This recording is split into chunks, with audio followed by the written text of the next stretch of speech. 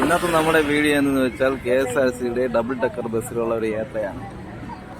ഈ bus start ചെയ്യുന്നത് east boat ഡിപ്പോയിൽ നിന്നാണ്. വൈകുന്നേരം 3 മണി തൊട്ട് 10 മണി വരെയാണ് ഇതിൻ്റെ യാത്ര. 3 മണി, 4, 5, 6, 7, 8, 9, 10 എന്നിവയാണ് സമയക്രമങ്ങൾ. ഒരാൾക്ക് മുകളിലത്തെ അപ്പർ ടോപ്പിനാണെങ്കിൽ 200 രൂപയും താഴെയാണെങ്കിൽ 100 രൂപയും. പിന്നെ ഈ ബസ് ഫുള്ളും ബുക്കിംഗ് ആണ്. www.ksrtc.com എന്ന വെബ്സൈറ്റിൽ കൂടെയാണ് ടിക്കറ്റുകൾ ബുക്ക് ചെയ്യേണ്ടത്. ഞാൻ പോയപ്പോൾ ടിക്കറ്റൊന്നും കിട്ടിയില്ല. പിന്നെ 6 മണിക്കുള്ള ട്രിപ്പ് കിട്ടിയില്ല. 8 മണിക്കാണ് ഞാൻ പിന്നെ സീറ്റ് കിട്ടി കയറിപ്പോയത്.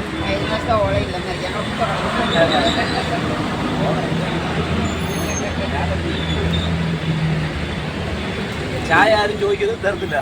ചായ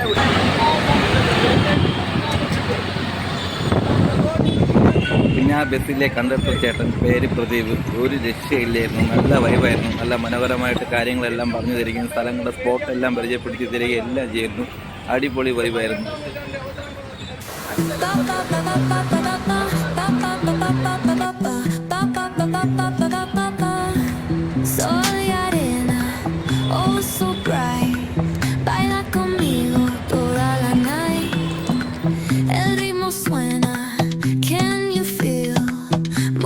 തിരുവനന്തപുരം എയർപോർട്ടിൽ അങ്ങനെ സൗഭാഗ്യമുണ്ട്. വർഷത്തിൽ 2 പ്രാവശ്യം പത്മനാഭസ്വാമി ക്ഷേത്രത്തിൽ ആറാട്ട് എഴുന്നേൽപ്പ് വരുന്നതിനൊപ്പം എയർപോർട്ടിൽ നിർമ്മിച്ചിടുന്നത് നമുക്ക് ഈ കടൽത്തീരത്ത് എത്തിച്ചേരാൻ കഴിയും.